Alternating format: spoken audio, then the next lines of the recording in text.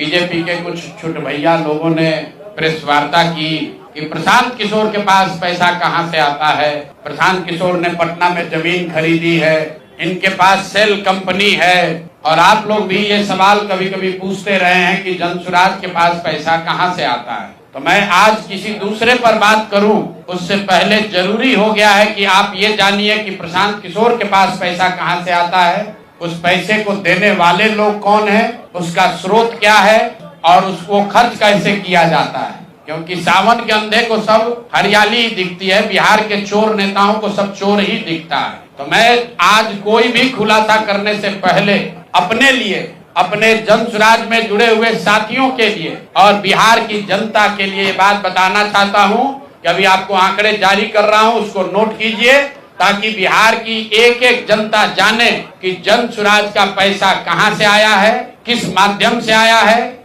और वो कहां खर्च हो रहा है। मैं ऐसा इसलिए कह रहा हूं कि कोई कल उंगली न उठाए कि प्रशांत किशोर भी दूसरे पर इल्जाम लगा रहे हैं, दूसरे लोग भी प्रशांत किशोर पर इल्जाम लगा रहे हैं। तो हमारी ये नैतिक जिम्मेवारी है कि मैं आपको स्पष्टता से वो फिगर बताऊं। अभी तक मैं आप में से कई लोगों को याद है, मैं ये कहता हूं कि पैसा सरस्वती से आता है, उन लोगों के माध्यम से आता है जिनको हमने मदद की, वो लोग पैसा देते हैं।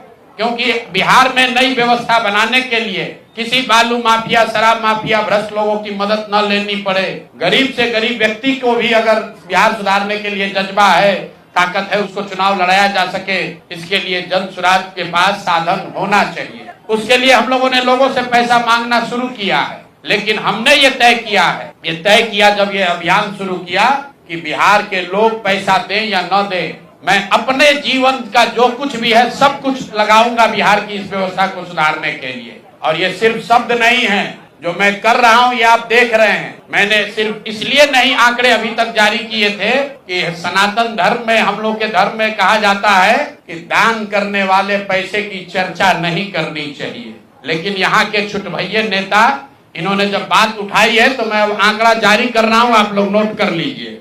पिछले 3 वर्ष में प्रशांत किशोर को पैसा कहां से आया है। हमको पैसा 2 जगह से मिलता है। एक, जिसको हम लोग सलाह देते हैं, जिसको आप राजनीतिक कंसल्टिंग कह लीजिए, या जो भी आदमी हमसे सलाह मांगता है। हमने जीवन में कभी किसी से फीस नहीं लिया, लेकिन जब बिहार का अभियान शुरू किए तो ये तय किया कि अब हम फीस लेंगे क्योंकि हमको समाज के लिए पैसा चाहिए। तो 2021-22 से जिसने भी प्रशांत किशोर से मदद ली है, जिसने भी हमसे सलाह लिया है, वो चाहे कंपनी हो या पॉलिटिकल पार्टी, पहली बार अपने जीवन में मैंने ये भी किया है कि अगर कंपनी को भी, किसी बड़े बिजनेस हाउस को भी मेरे से सलाह चाहिए, उसका मैं फीस लेता हूँ। और टोटल जो फीस लिया गया पिछले 3 वर्ष में मेरे व्यक्तिगत अकाउंट में या मेरे से जुड़े हुए संस्थाओं में 241 करोड़ रुपया फीस के तौर पर मैंने पिछले 3 साल में जमा किया है।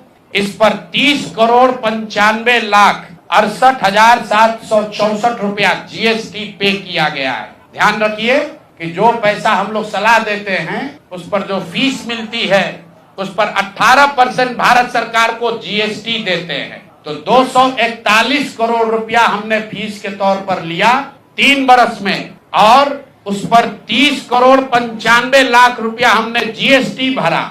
उसके बाद 20 करोड़ रुपया इनकम टैक्स दिया है, 20 करोड़ रुपया टैक्स दिया है, इनकम टैक्स, और 98 करोड़ 75 लाख रुपया डोनेट किया है जनसुराज पार्टी को अपने व्यक्तिगत अकाउंट से।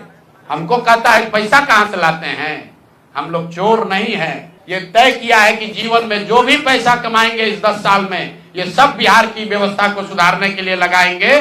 तो 241 करोड़ रुपया में, फिर से नोट कर लो भाई, आगे सवाल जो पूछ रहे हैं, 30 करोड़ 95 लाख 68,764 रुपया जीएसटी दिया, 98 करोड़ रुपया पार्टी को डोनेट किया, बाकी पैसा खर्च के बाद जो बचा उस पर 20 करोड़ रुपया इनकम टैक्स भरा है।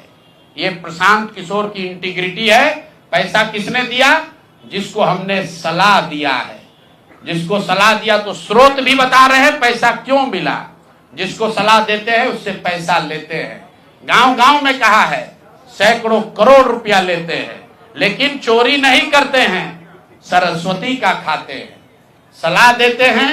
जो पैसा मिला चेक से मिला, उस पर 18% जीएसटी भरा। जो पैसा जन स्वराज की व्यवस्था को चलाने में खर्च हुआ, उस खर्च के बाद जो बच गया वो भी 98 करोड़ रुपया पार्टी को डोनेट कर दिया चेक से। 98 करोड़ 75 लाख रुपया। इनकम टैक्स भरा 30 करोड़ रुपया। और आगे से ये जितने आप लोग पत्रकार हैं, मेरा आपसे आग्रह है, हमको नेता मत कहिए। हम मंच पर जो कहते हैं वो करते हैं। हम नेता नहीं हैं, बिहार से पैसा कमाने नहीं आए हैं। अपना खून पसीना का कमाई का पैसा लगा रहे हैं। इसलिए लगा रहे हैं कि बिहार में गरीब से गरीब आदमी भी अगर सुधार के लिए कुछ करना चाहता है तो उसको पैसे के वजह से पीछे न हटना पड़े।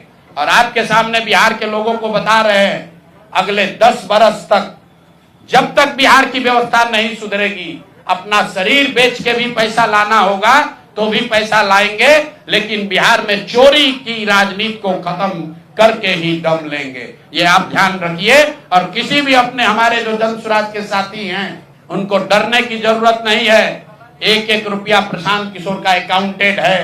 केंद्र सरकार को जीएसटी भरा है, इनकम टैक्स भरा है। और जब आप इनकम टैक्स भरते हैं तो ये भी पूछा जाता है कि पैसा आया कहां से है। किसी ने कहा अभी एक प्रेस कॉन्फ्रेंस में, एक मैं खाली आपको उदाहरण देता हूं, नवयुगा कंस्ट्रक्शन के नाम पर किसी ने कहा पैसा दिया है। बिल्कुल दिया है। 11 करोड़ रुपया लिए है।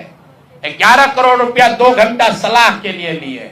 उनको एक प्रोडक्ट लॉन्च करना है, वो लॉन्च करने के लिए हमसे सलाह चाहिए, तो 11 करोड़ रुपया हमने कहा पार्टी को डोनेट करो, तब 2 घंटा का सलाह देंगे। ये बिहार के लड़के की ताकत है, ये सरस्वती की ताकत है। हम लोग चोरी नहीं करते, नवयुगा से घूस नहीं लेते हैं, अपना जहां मेहनत करते हैं उसका फीस लेते हैं, और जो भी पैसा मिलता है अपना खर्च काट के जो बच जाता है वो पार्टी में डोनेट करते हैं। और हमने अपने साथियों से भी कहा है कि बिहार में जाकर लोगों से पैसा मांगने से पहले आप अपना जितना डोनेट कर सकते हैं वो कीजिए। और मैं लोगों को कहूं, उससे पहले हमने अपने आप पर यह जिम्मेवारी ली है कि जो भी 10 साल में पैसा कमाएंगे, ये सारा पैसा बिहार को बनाने सुधारने के लिए डोनेट करेंगे। और ये 98 करोड़ रुपया इस साल में डोनेट किया है मैंने, हमारे अकाउंट से सीधे जन स्वराज को मैंने डोनेट किया है। जिसको देखना है देख लीजिए। और फिर से दावा कर रहे हैं, अगर इसमें कोई कमी गलती एक पैसा का निकल जाए तो केंद्र सरकार जांच करा ले, ईडी सीबीआई इनकम टैक्स लगा ले, 1 पैसे का ऊपर नीचे होगा नहीं। मेरे लिए अपमान की बात है कि आप कहते हैं कि अशोक चौधरी भी चोरी किया है, प्रशांत किशोर भी चोरी किया है। इन लोगों के पंक्ति में खड़ा होने वाले लोग नहीं हैं। मरना पसंद है, लेकिन इन चोर नेताओं के साथ बराबरी पर खड़ा नहीं हो सकते हैं।